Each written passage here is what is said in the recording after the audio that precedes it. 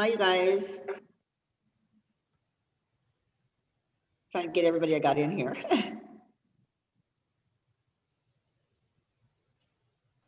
Hello. Good afternoon. Ooh. I got Venetia, Jocelyn, Hi. Haley, Athena. Ooh. 1, 2, 3, 4, 5. There we go. How you girls doing today? Athena, I want to see your pretty face. I'm eating. No. Oh, that's okay. Okay. At least I see your face. You know what I mean? Okay, you saw my face. I'm gonna go hide now. No, you don't need to hide. Just go turn the computer to the side like I do when I eat. That's what I do. Because I don't like it either. Okay. Oh. Try and bring this down a little bit. You're not working. Okay, come on. Brought it down a little bit. Come on.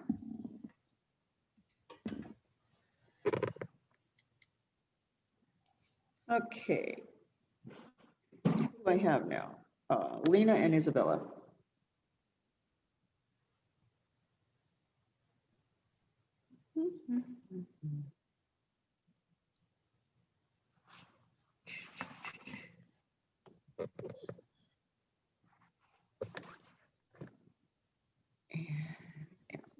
I have to get at least a letter for your last name, okay? Oh, Lena, he's cute. Is that a boy? I hope. A girl. Yeah, it's a girl. Oh, I'm so sorry. Like, look at the leg. She has short hair. I can't see. You know that you're tiny, tiny screen.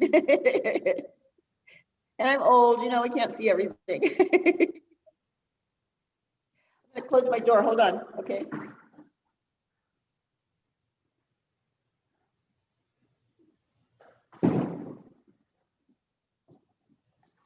There we go. Okay. So what's her name then? Melina. Melina? Oh, that's pretty. Thank you. How old is she? 1. Oh, that's such a precious age. It's like 1 and 2. I love that age. Because they haven't really crawled into anything and got in, got too curious. They still kind of like you. They like you until about 5, 6, 7, When they learn to separate about 2.5 to 3, they just run and take off. My sister used to say, don't let them run. And I'm like, why? And she goes, because they run, you'll never catch them. They'll just keep running from you. She's probably right, too. It's like, oh, I'm a separate person. I'm going to go, boom. Oh, I missed having a baby for about 5 seconds. Sometimes I'm like, I want another one. Then she starts crying. Then I'm like, nah, I don't know. Yeah, no. I kept saying that too. I go, if I can get diapers and bottles out of my head, then I'll have another one. It never happened. I could still remember bottles and I could still remember diapers. Like, nope, nope. I don't know how people do it with 2 and 3 and 4 and 5. I really don't. And you have no life. Oh, no.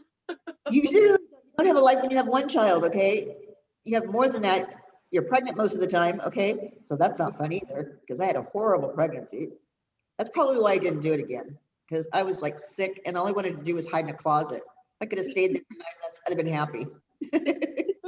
One of those people that just went this way. They never went this way, So people were afraid to ask, is she fat or is she pregnant? Sad. Oh. So we haven't got anybody else in here. Wait a minute, somebody showed up. My dad has 6 kids and he's handed off 4 of them to me to babysit. So Oh my God. I feel it. How old is your brothers and sisters? My older sister is 26. And then there's the twins, they're 15, and Casey and Emily are 5 and 3, and my stepbrother is 11. Oh my gosh. Yeah, he likes kids. My dad had 7. I'm like, you are nuts. When it's the guy's choice, Well, they'll have as many as they want, but they don't even ask us. 1, 2, 3, 4, 5, 6, 7, 8, 9, 10. I got 10 in here.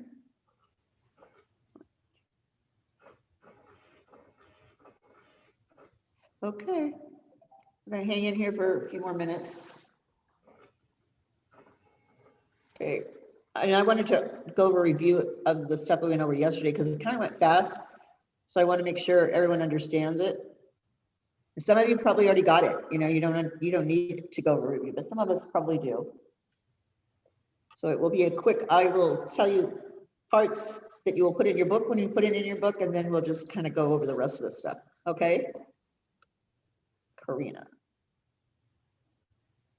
Oh, Shay. Should I not let you in? Shay. There we go.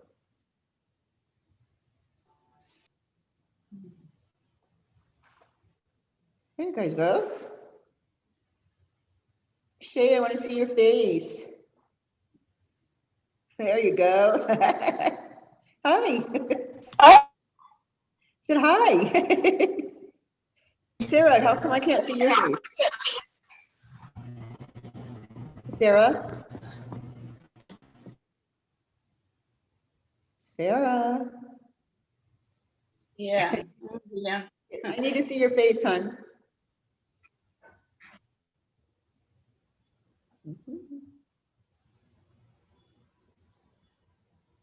Okay. Sarah, I need your face, honey.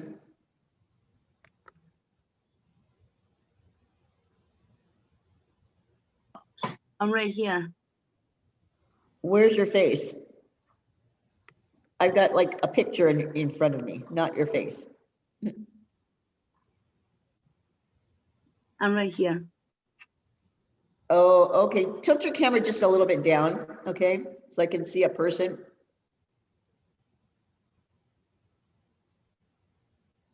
Tilt your camera down.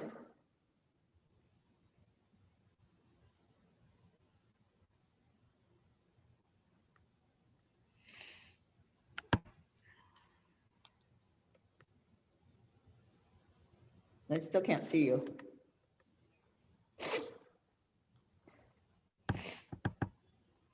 I know a lot of us have not gotten dressed this morning or didn't put makeup on. It's okay. Good thing you can't see me that close up. No. Oh, a couple more minutes. Anybody have any questions so far about what we went over yesterday? None? Good. So when I do review and I ask questions, you guys all should be answering. Right? Because you should know it. One more.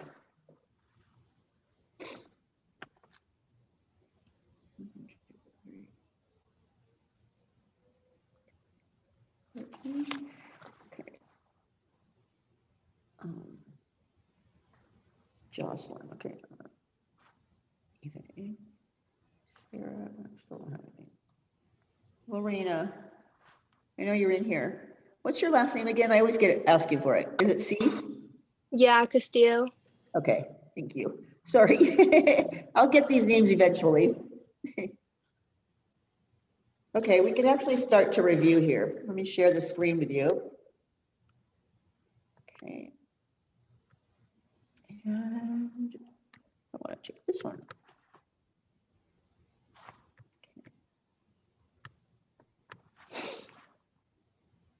Okay. Can you see the changing? I'll move it over again. Yeah, move it just a little bit this way. Just trying to get away from the commercial part of it. No, it's going to take up most of it. There we go. That works. That works better. Okay. So yesterday, this is just review. You're not putting anything in your book right now, okay? So changing the existing hair color. This is either accomplished by temporarily adding pigment or permanently adding or removing the pigment, right? So our formula should be the natural melanin plus artificial pigment equals your final color result, right? Okay, so we're going to go into the next part of this.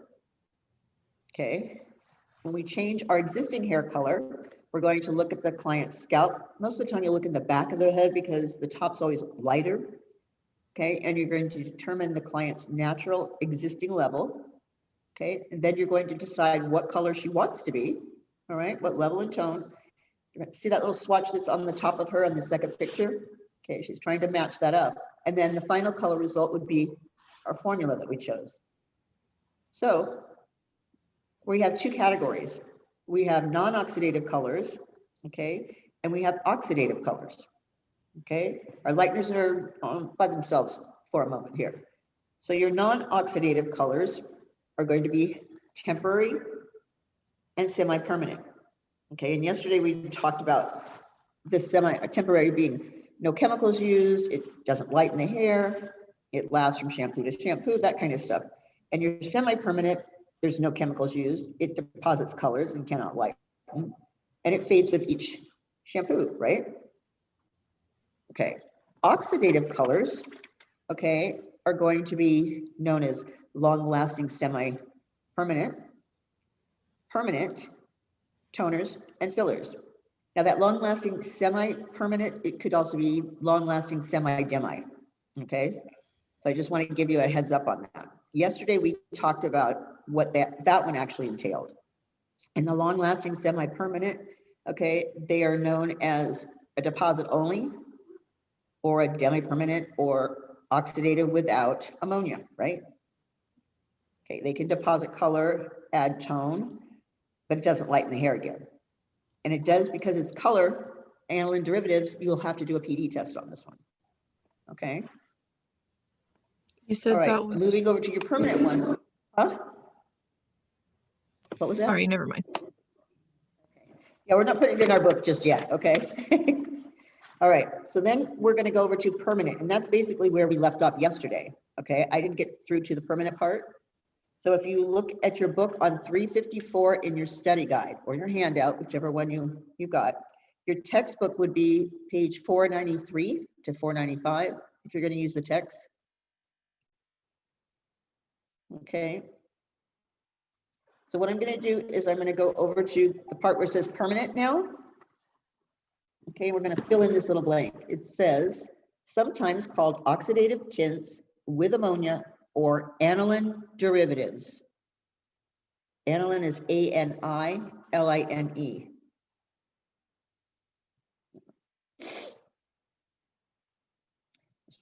This one.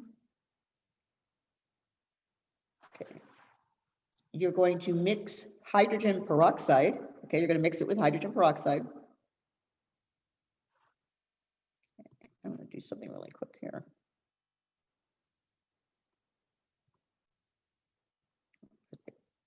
Still coming through here. It'll come change here in a minute. Okay. It's capable of lightening natural pigment and depositing artificial pigment.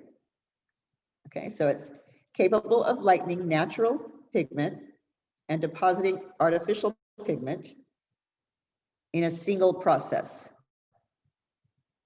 So a single is, they're considering it one word. All right. It says it requires to have a predisposition test. Okay. I'm trying to get to a slide here.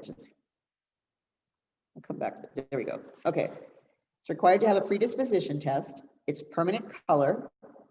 Ammonia and hydrogen peroxide allow for lift and lightening.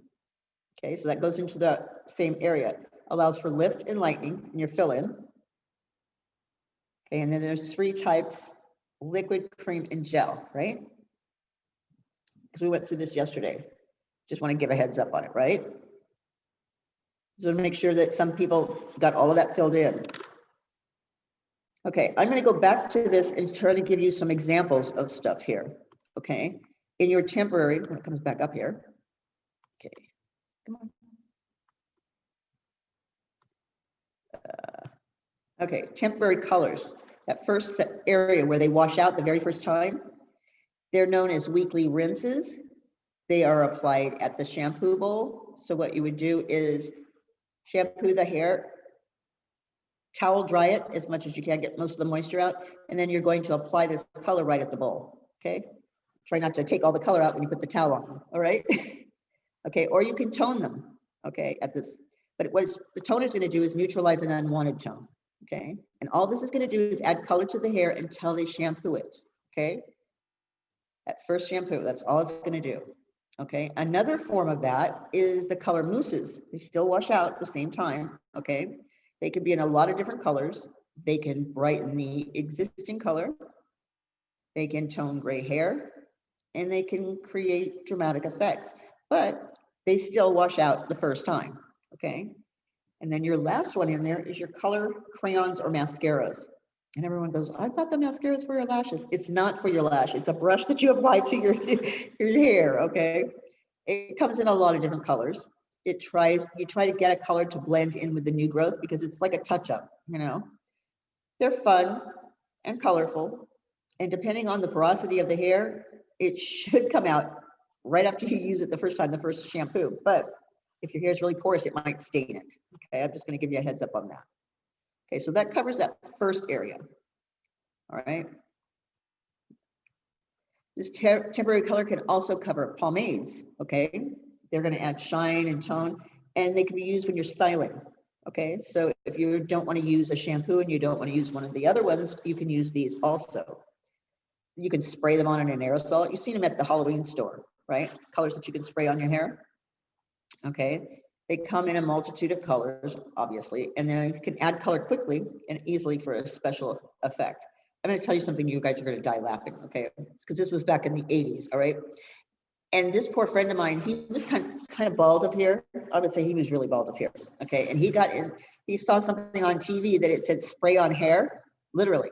So he sprayed it on the top of his head, and it kind of landed like fuzz. I don't know how to explain it. It was like little fibers or something, and it stuck to his scalp. And I kept thinking to him, I'm going, what happens if you start to sweat on the dance floor? That black stuff's going to come dripping. Oh, no, it's not going to do that, I swear. You want to bet? We went to the dance, he was dancing, and there was black coming down here and all over here. And I go, you need to go wash your face, fool. Okay, did you learn? He's like, oh, no, I got this great stuff. I'm like, okay. So then you can also use color shampoos and color conditioners. Okay, these are just basically used to maintain your color that you have so it doesn't fade as quickly. And it also can add a little bit of tone to it and eliminate the unwanted tones. Okay. Let me ask you something. How would we eliminate an unwanted tone? What's the formulation for that? Do you remember? Unwanted tone, so I'm going to have to find its complementary color and find a base in that complementary color. So if I wanted a brown, okay, and it was too warm, then I'm going to find an ash or I'm going to find a blue in the brown so that I get a nice brown without the warmth. Okay. All right. Semi-permanent colors. We're going back over this again. Okay. Again, it deposits, it cannot lighten. It leaves no line of demarcation, which means you're not going to see like as it grows out. Okay. And they contain small and large molecules. Can you see the little difference in the illustration right to the right of it where all those colored little beads are? Can you see how they actually penetrate into the hair a little bit? That first layer is the cuticle on the outside. It's like Christmas lights, okay? And then there's a white area with Christmas lights inside of it. It's basically telling you how it's getting into that hair, how far it goes in. All right, a non-oxidative color swatch. There was 2 of you in the classroom that wanted to know what the swatches look like, remember? When I first started doing this last week, and nobody came to my class, but it doesn't matter. We find something here, or you found Miss Michelle, she probably went through it with you guys. Okay, so non-oxidative colors, all right, they don't contain any type of ammonia, right? All right, there's white, there's the light field, medium light, medium field, medium dark field, and dark 50% gray. Okay, so you're going to choose which area you want to go into. To remember, your fields are going to help with your volumes, right? Volume of developer. Okay, so your non-oxidative color swatches. Okay, this is what you're going to be doing in the classroom with Miss Michelle. Okay, she will go through the swatches. You guys are going to have little pieces of hair, and you're going to color them just to see what happens to the color. Okay, but that's basically what it looks like. You should have a little booklet like that. A little binder that'll come together. Okay, I just want to make sure. Okay, so this was a learning experience here.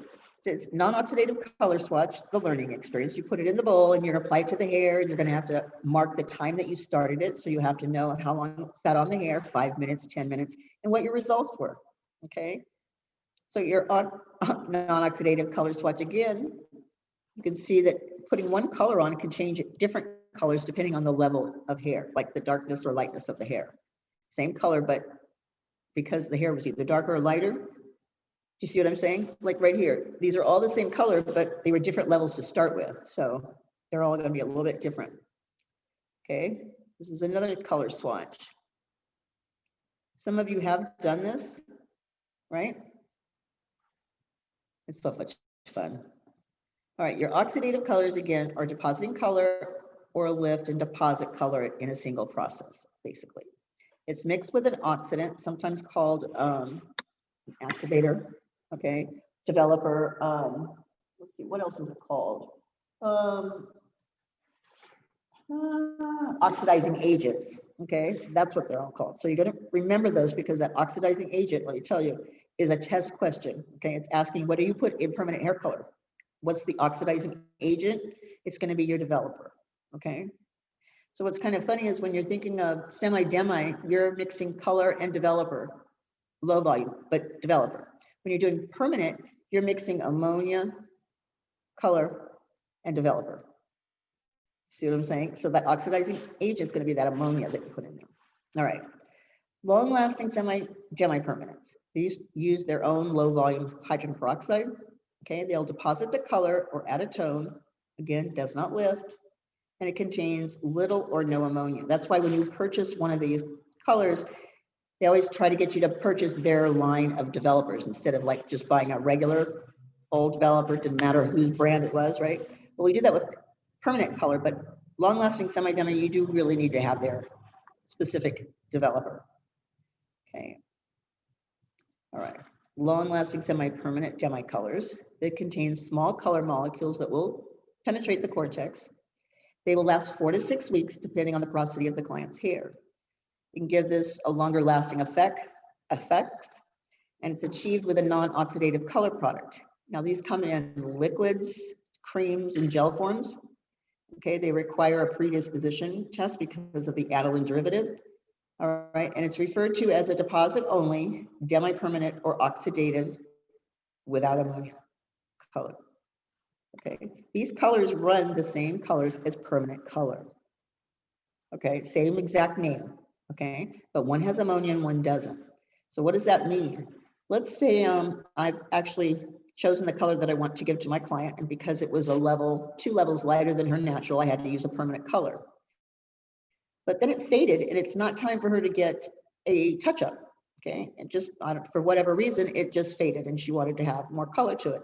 I wouldn't go back to my permanent color at that point. I would use my long-lasting because I want to put that color back in because she already has the lift, right?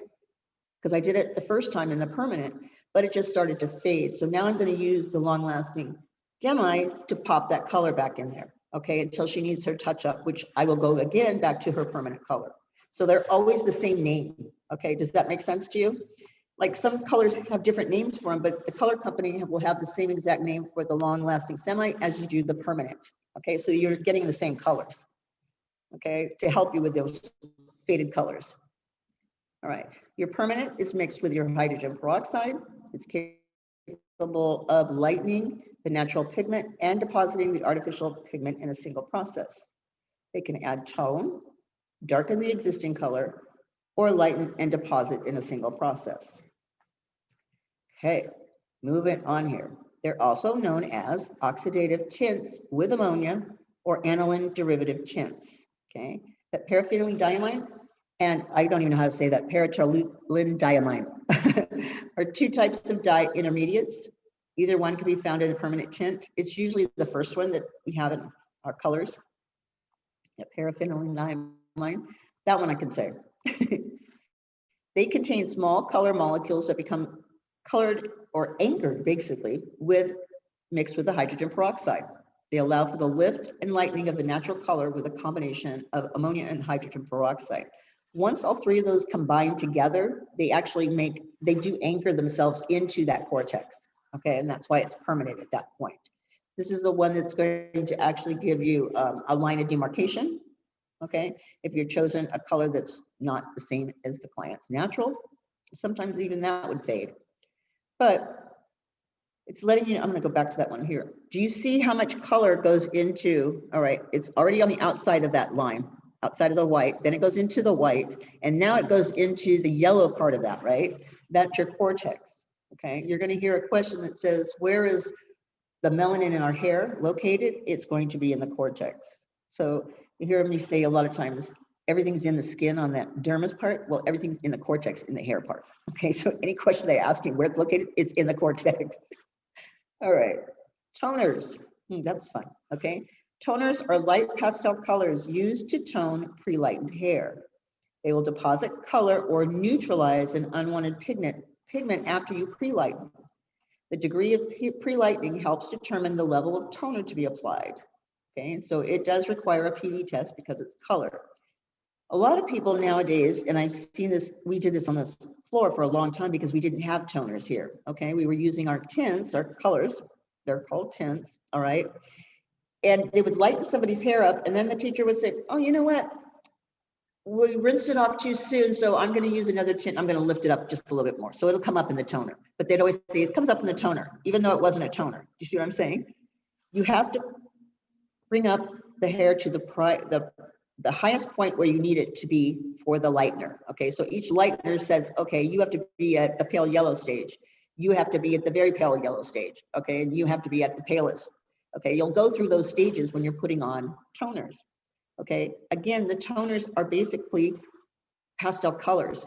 So if somebody decides to put, and I've seen this, put a 40 volume developer in there with your toner, which you're not supposed to, you're only supposed to have 20. If you put a higher volume in there, that little bit of color that you had because it's pastel has now disappeared. Do you see what I'm saying? It's not going to lift it.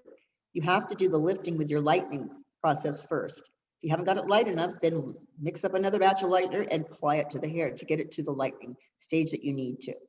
Okay, and when we do lift these colors, that's when we get those unwanted tones. Okay, we might get it too yellow or we might get it too orange. Okay, so at that point, you're going to decide what's the complementary color that I need to be at, and then choose the opposite one. Okay, so blue, yellow, purple, orange, whatever you're going to use, you're going to choose that complementary color so that you can get that nice blonde, okay, without having to do a lot of work for it. And it won't have any unwanted tones at that point. Seriously, it won't have it. It'll be beautiful. But you have to remember that these toners are light pastel. If it's not a light pastel, that's not a toner, it's a tint. And there are a lot of blonde tints, but those tints are used to lighten someone's hair that's maybe not so dark, and you don't have to use bleach to bring them up. You can do it with color. I mean, I would if somebody didn't need bleach, but if they need bleach, you got to put bleach on there just to get it to lighten, okay? There's another stage that they can do is a high lift tint. Okay, so if my formula, let's say I even use a 30 volume with my number 10, which is the lightest color of blonde, okay, in my tints. All right, it still just wasn't light enough. The high lift tint, I would use probably an 11 or 12, because that's what they're made for. And I would use 40 volume developer and 4 ounces of it, and 2 ounces of my tint of that blonde. So basically that 4 ounces is and 40 volume is acting like my bleach, but it's still color. Does that make sense? Without having to overly process the hair when I try to bleach it, okay? All right, just an FYI, if you can do that, that's a lot better on the hair. It leaves the integrity a lot stronger. Okay, so, let's go back here and start to fill in something in your book, okay? And I know I'm skipping over the volumes of peroxide for just a minute, okay? So I want you to go to page 355, okay, where the toners are, and we're gonna do some fill-ins, okay? Your light pastel colors need to add warmness or coolness, okay, to pre-lightened hair. So it should say pastel, warmness, or coolness to pre-lightened hair. Okay, the second one is deposit color and neutralize unwanted pigment remaining after pre-lightening, brassy golds or yellows. Okay, So what's going to be opposite my brassy or orange and yellows? My blues and my violets, right? All right. Excuse me, a degree of lightening will help determine the level of toner. Okay. A predisposition test is required. Okay, so you should have pre-lightning and required in that one. And then it goes into all toners should be selected in relation to the law of color. What's the law of color? Anybody remember? Hello? Diode? Or the, yeah. No, they're doing a permanent. Okay.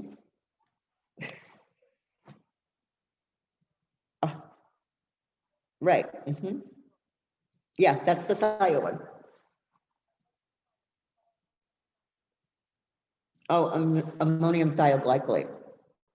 Oh, so oh. At board, the procedure.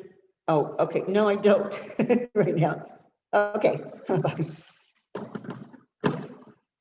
That was Miss Becky. She wanted to know something about your thio relaxers there. Okay. So what's the law of color? Someone answer me, please. No one knows. Nobody knows? Red, blue, yellow. Right. Okay. The law of color stems by it. Okay. There are three pure colors, which are yellow, blue, and red, right? Okay. And we're going through complementary colors. So it's basically following that guideline, okay, of your colors. So again, it'll be a complementary color on this particular one when you're using something to tone down an unwanted tone. All right, your fillers, okay? Fillers equalize porosity and deposit base color in one application. So let me go through that just a little bit, what a filler is. I'm gonna turn that page there, okay? They can equalize the porosity, deposit the base color. It'll give a more uniform color in a tint back to natural. It'll deposit color on faded ends or faded hair and ends. It'll help the hair hold its color because now it's got something to grab onto, and it prevents the color from streaking. It prevents off-color results and prevents a dull color appearance. All right, let's just say we're talking about a tint back to natural. She was already blonde, like this picture right here. Okay, and I couldn't very well go ahead and put that nice pretty red right there on her, okay? Or that orangish kind of color that she's got. Because what would happen is it would be really bright orange. It really wouldn't be that dark, okay? But because she had lightened her hair, very light, okay, she had removed the red in her hair. She had removed the yellow in her hair, okay? And believe it or not, she actually removed some of that blue, but not a lot of it, okay? I know we don't know our exact formulation, but all of those colors, three of them together make up our own color of hair. So what happens is the hair has been overly processed. The ends are like kind of, the cuticles kind of open on the ends. So if I went to put a color in there, what would happen on the ends that are very overly porous would be very, very dark, okay? And then the closer to the scalp, it'd be a different color. So it wouldn't have a full, even color from start to finish, from scalp to ends. So what the filler does is the filler is just a color, or you can use conditioner, but I'd rather use a color because we want to put color back into her hair. She's missing the red and she's missing the orange and a little bit of the yellow. So I could mix with that red and maybe a little bit of a copper color in there, all right, and apply that to her hair, all right? Depending on the manufacturer, you can put it on dry or wet hair, all right? You let that sit 5 minutes, whatever, okay? And then you can put your color formulation right on top of this because it actually works as like a little sealant on top. So now the color is gonna be even, okay? I can't just put that color straight on there because she's missing certain pigments. So I'm filling in those pigments with fillers, and then I'm going to put my color on top of it so she'll be even from the scalp to the ends. Does that make sense? You, like I said, you can use color or conditioners, but when you're doing a color tint back, you need some color put back into that hair, okay? Especially if somebody's like taken their hair and they've bleached it and then they've colored it black, and then you want to get the black off and you've got to get something else in there. So don't act like you have never seen anybody do that, because they do that in like 30 days. You've already changed it back and forth, okay? And because of the way the color manufacturers work, you're lucky you still have hair, okay? Back in the day when I had mine's color that way, I couldn't do that. It's like 6 months before I'd have to do that. So here's how these colors work, because some of them are in gel form, some of them are in liquid form, and some are in cream form, right? Okay, so I can even use just a regular color, but if I'm going to use the cream form, okay, I'm going to have to add 5 volume developer to that cream in order to use it as a filler, because it won't activate the color. And I only know that is because I tried to do one color with a brand new color company, tried to do a filler on my head, and it never changed colors. I'm looking at this creamy beige buttery color and I'm like, okay, so where's the filler? It should have been turning like a red, and I'm like, it's not red. I don't know what's going on. So the next day I called them and I'm like, what's going on? She's like, oh, you're used to using a liquid filler where you just apply it to the hair and it oxidizes with the air. And I'm like, yeah. She goes, well, because the creams have a lot of conditioning in them, you have to mix them with a 5 volume developer in order to get that color to come through. I go, yeah, I sat there for a very long time waiting for it to change colors and it never did. She goes, and it won't. Okay, but if we're going to use a liquid one, we're going to use it straight. Okay, liquid color, no developer or anything, apply it to the hair, and then you can put your formulation on top of that. Okay, now your fillers are going to replace missing pigment, not the color you're going to color her hair. Okay, I want you to understand that. Does that make sense? You've chosen a formulation that you want to use on her hair, but you've got to put the colors back into her hair first before you put that color formulation on. Does that make sense? Okay, I only got a couple of people looking at me like, I don't know if you're crazy or what. How long do you let the filler sit on there before you put the color? Okay, so you can let it sit on there like 5 minutes, you know, or you can put the color on right after you get that on. Make sure it's going through all the hair. I like to comb them through to make sure. My idea of this when I'm doing my own, because I don't switch back that often, I would use a liquid, comb it through my hair, and my hair is going to be kind of tacky. I would let my blow dryer, I'd dry it into my hair because I wanted it to stay in there. I didn't want it to fade out. So my hair kind of felt like it was, I don't know how to explain it. Kind of felt damp, but it wasn't damp. You know, that feeling when it's just got color on it, it kind of dried that way. That's how I did mine. And then I put the color on top of that, but you don't have to. You don't have to wait. You don't have to dry it, okay? You just apply it. And then there's another way of doing it. If my formulation was going to be 2 ounces of developer, right, and 2 ounces of color, I might mix my filler in with that formulation right there. So in actuality, she'd have like 4 ounces of color and 2 ounces of developer. Now, 2 would be her color, and then the other 2 would be her filler. Do you see what I'm saying? You just mix that all together. Shorter way to do it, okay? But I find that when I do it that way, it doesn't stay in as well. That's just me. Okay, I like to put it in there, get it filled, sunk into that hair, and then I put the color on top, and I know it's not going to fade. Okay, because if you don't fill that hair, she could go green, she could go orange, she can go all kinds of colors, and then not be even. Okay. Any questions so far on that? No? Okay, so let's go back to your book then. And it says, okay, under fillers. Can you go over the toner part? I just missed a few. Okay, so the toner was light pastel colors used to add warmth or coolness. Okay, and then we have deposit color and neutralize unwanted pigment remaining after pre-lightening brassy golds or yellows. A predisposition test is required. Then it goes into all toners should be selected in relation to the law of color. So that's 3 fill-ins right there. And then the filler is equal porosity of hair and deposit base color in one application. So time-wise, remember time is money. So depending on how much time I have as far as booking my clients, if I don't have time to apply that filler first and let it sit, then I'm just going to mix it in with my color formulation, okay, and apply it in one big swoop. Okay, and I kind of get nervous when I see that. I mean, Connie does it all the time like that, but I'm like, how is my filler going to know where it's supposed to go? You know what I mean? It's in the formulation, yes, but I think I'd rather have my filler filled in first. Just in my sense, okay? I'm one of those crazy people that like to go backwards in my analogy. Okay, this works because of this, this, and this, right? I have to think like that.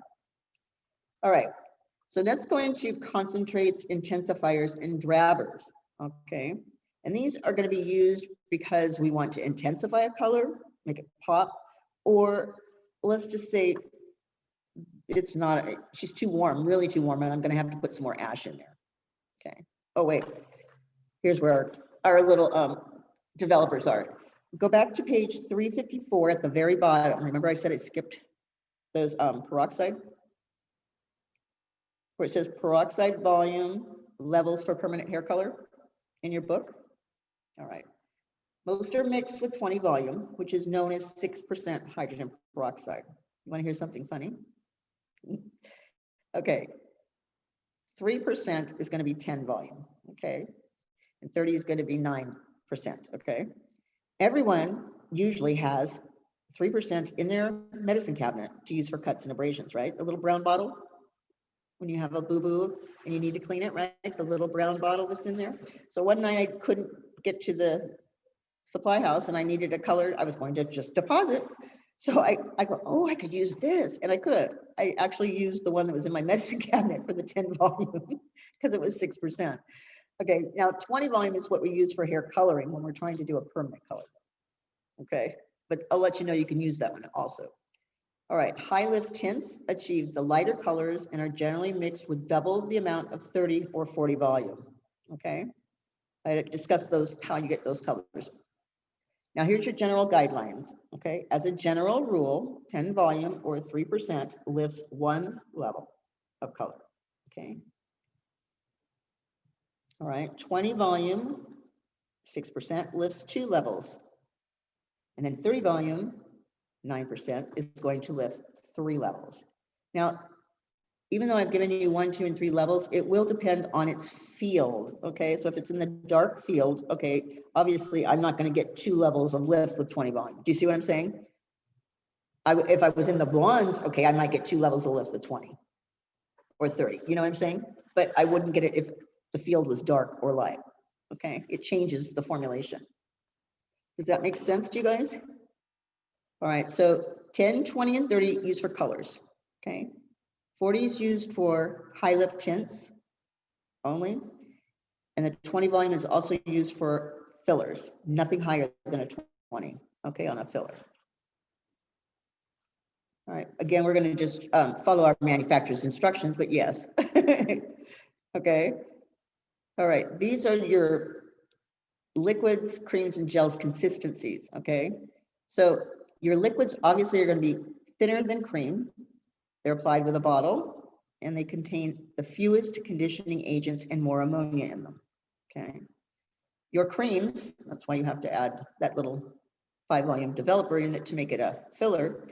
It's mixed with cream developer. It's applied with a bowl and a brush, and it contains conditioning and thickening agents in it. Your gel, okay, the consistency between the liquid and the cream, they will penetrate more than cream colors, but have less conditioning agents. They'll penetrate the same or more than liquids, okay? So it kind of goes liquids, gels, creams, if you wanted to go for conditioning, okay? The gels should be in the middle. And then the creams are the most conditioning agents as far as, okay? But I don't know. Have you guys applied a color yet with a bottle? Or are you still using brushes in class? No one's answering. Brush. Brush, okay. I started with bottle and I do like the brush, but it takes a little bit longer when you're trying to do a touch-up. So you may learn to like to use the brush or the bottle after a while. I can do the bottle on someone's scalp and do a touch-up in like less than 5 minutes because I don't have to keep sectioning the hair and doing it. I can literally just leave that bottle on their scalp and move it. And my other hand's getting that thumb going across it. So it gets it applied a lot quicker when you're just doing a touch-up. Okay, that's just something that you might want to think about. Okay, flipping this back over to where we were. Okay, oh, come back. There we go. Remember that light, medium, and dark, right? Your field. And your 1 through 10 is going to be the levels of your client's natural color, right? Okay. your oxidative swatch learning. This is what you're going to be doing in the classroom. You'll have warm colors, cool colors, and neutral colors. Your swatch learning exercise again. I'm going to flip through that because you don't need that right now. You'll do that in the class. Okay, so go back to your concentrates, intensifiers, and drabbers on page 353 or 355, right? Okay. These are products designed to increase the vibrancy or to neutralize the unwanted tone again. They can be mixed into the formula or applied directly to pre-lightened hair. I think you've seen the pre-lightened hair when you're doing those Joico colors, right? Those pigment colors. All right, so on your book, it says concentrates. You're going to write brighten or neutralize tones, okay? Brighten or neutralize tones.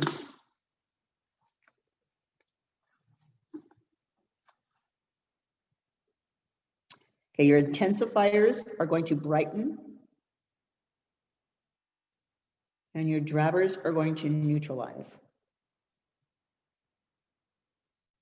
Okay, and they can be mixed with color or applied directly to the pre-lightened hair. You want to hear something even funnier than that? Before they actually had a color that was gray. We're not talking about the T118 or 114, whatever that one is, and a toner, but we didn't have a gray color. And so we would use the drabber by itself with peroxide. It actually gave us a gray color.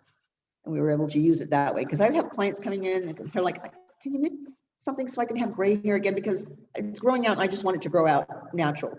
And you're like, okay. And I'm looking at myself, how am I going to make gray? Gray has no pigment to it. I'm like, okay. But we actually use the drabbers first to do that. Now they have gray colors for you guys. All right, moving on to your lightness then. Okay. What did you say the fill-in for drabbers was? The drabber was neutralize. Neutralize. Because they're actually, it's basically an ash color, kind of. Okay. So it's trying to neutralize the red or the warmthness in there. Okay. All right. Does that explain it to you? Shay? Yes. Okay. Thank you. You got frozen on me. I didn't know if you're still there. Okay. Thanks. Yes. All right. Lighteners, they will remove or diffuse pigment. Okay. They create the final color result or the new pigment on which to build the final hair color from. It'll utilize ingredients such as ammonia and peroxide to facilitate the actual oxidation. It penetrates the cortex, causing the melanin to break into smaller pieces. Anytime you've ever opened one of those bleach containers, you like lift the top up and you're like, you can't stand the breath, you can't breathe because it's got that big ammonia scent coming through it. Like, okay, so lighteners in your book, all right, it says also known as bleaches used to decolorize, remove, or diffuse pigment. Okay, that one's decolorize. There are two types, on the scalp and off the scalp bleach. That's kind of self-explanatory on that one. All right, go down to where it says approximately 10 stages or degrees of decolorization. Okay, hair should never be lightened to white to avoid extreme damage. Okay, at that point, the hair doesn't feel like hair. All right, if the hair is over lightened, a toner may make the hair appear ashy, gray, or cool.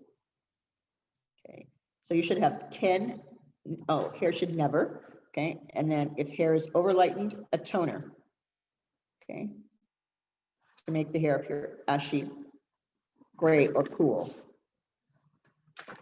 Okay, everybody got all of those?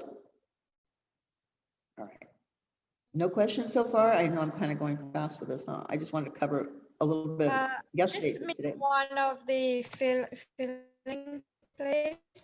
The what? It's the fillers, condition for the fillers, Okay. conditioning. You have conditioning, It says okay, it's the two. used to recondition damaged hair prior to a color service, okay?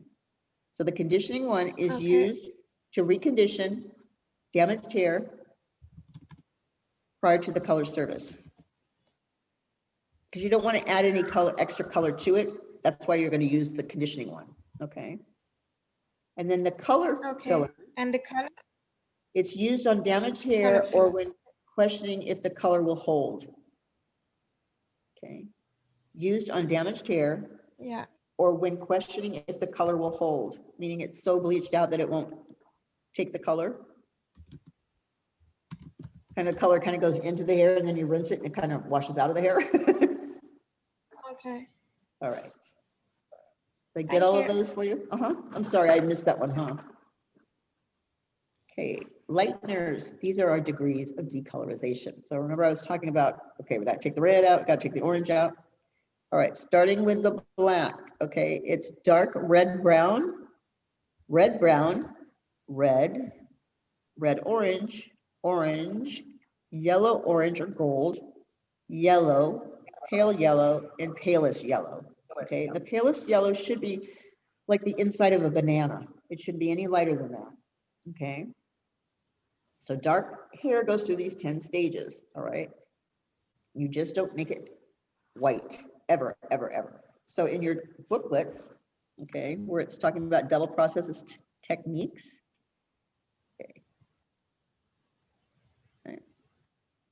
It's recolorizing hair to shade desired is different from the decolorizing alone.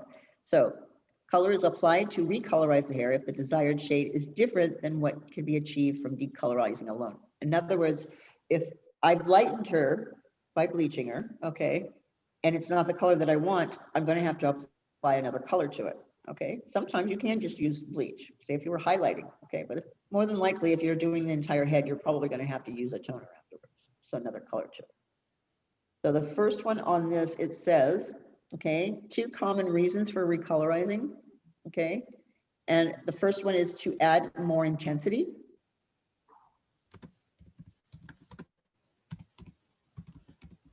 Okay. And the second one is to neutralize the remaining contributing pigment. Okay. Hair is recolorized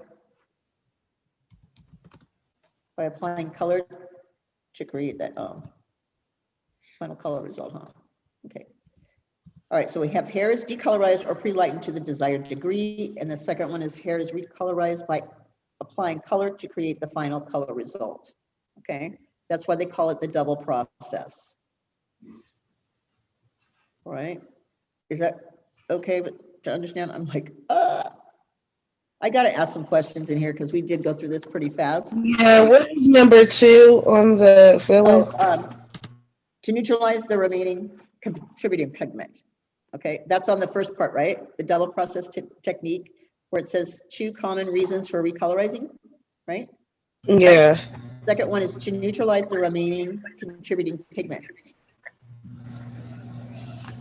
And then I went into the steps. That's why I got confused. Me too. I did. I just went, well, okay. So perform. I'm like, oh, right? wait. Yeah. Okay. All right. You got it now. Okay. So the hair is performed in 2 steps. That first one's going to be hair is decolorized or pre-lightened to the desired degree. Okay. Hair is decolorized or pre-lightened to the desired degree. And then the second one is going to be the hair is recolorized by applying color to create the final look or color result. Okay.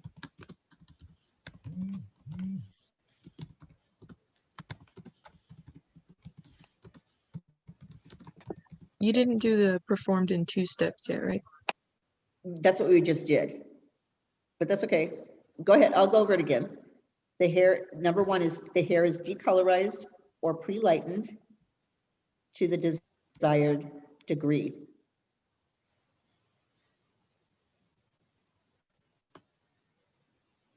And the second one is the hair is recolorized by applying the color to create the final color result. It's this part actually is on the screen right now. Okay. So it's getting close to the end of this class, but I do want to ask a couple of questions. Okay. Give me an example of a temporary color. Okay. you can use any of the ones that I actually gave you as examples. I gave you mascaras, I gave you coloring shampoos, I gave you, what else did I give you? Crayon color. Crayons, yeah, rinses, gels, right? Those are all your temporary. Okay, let's see, how about,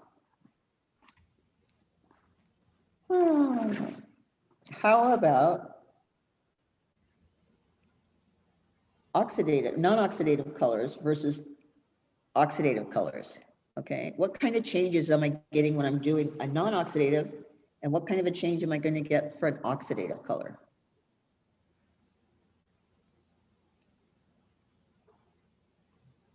The non-oxidative color, you're gonna get a physical change. Yep, and the oxidative colors are going to be the chemical change. Mm-hmm. Thank you, that was good. You're listening. I feel proud. You guys look so relaxed there, you know, and I would just sit in this office here working. I'm jealous. All right. Let's see. Long-lasting semi-permanent. Do they have ammonia or not? Yeah, both. Yeah. Okay. And permanent, what type of oxidizing agent do we use? Now this is with your peroxide. So what do you think that oxidizing agent is going to be? Developer. The what? Your developer is actually the peroxide. So let's put it this way. It's going to be the ammonia. Okay. Remember when I told you that the semi-permanent or long-lasting semi-demi, okay, it's going to be the same color as your permanent colors when you're going to purchase them, right? You always have it in the permanent. You always have it in the same long-lasting demi, okay? One's used when you have to get some lift to it, right, and get that color, and the other one is used to just fill in color because you don't need the lift anymore, okay?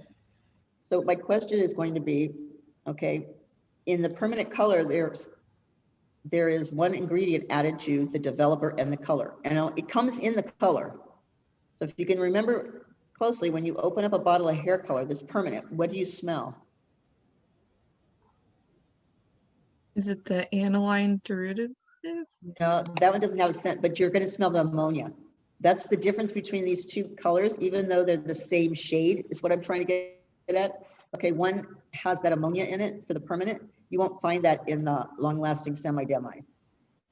Okay, so it basically has like developer and color in it when you're mixing it together. Your permanent's going to have developer, ammonia, and color in it.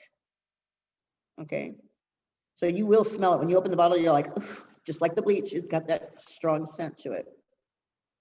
Okay, toners. Give me the definition of a toner.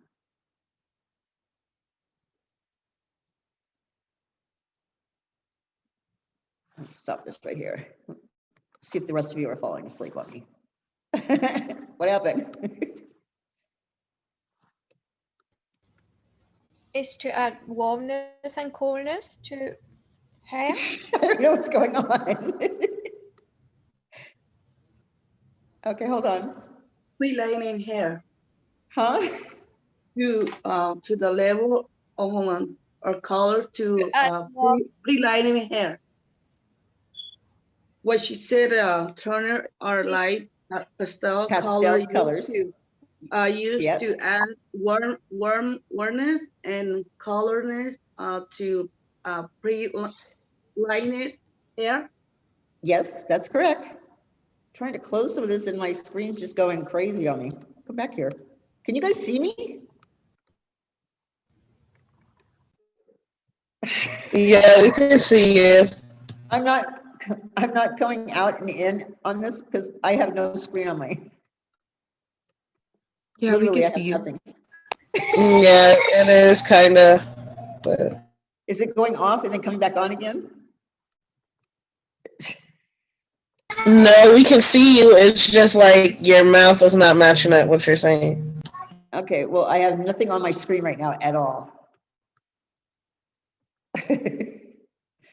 So I guess I'm going to have to call it a day because I can't get anything done with the screen. There's nothing here. I can't see you guys. Can't see anything.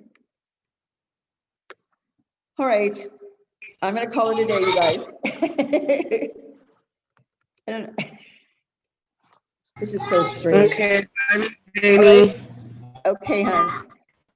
Hi, Miss Jamie. Bye, you guys. I'll see you tomorrow.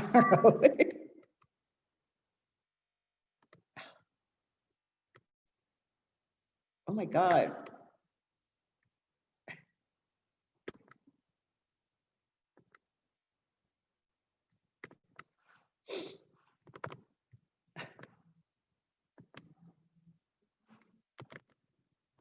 What's going on?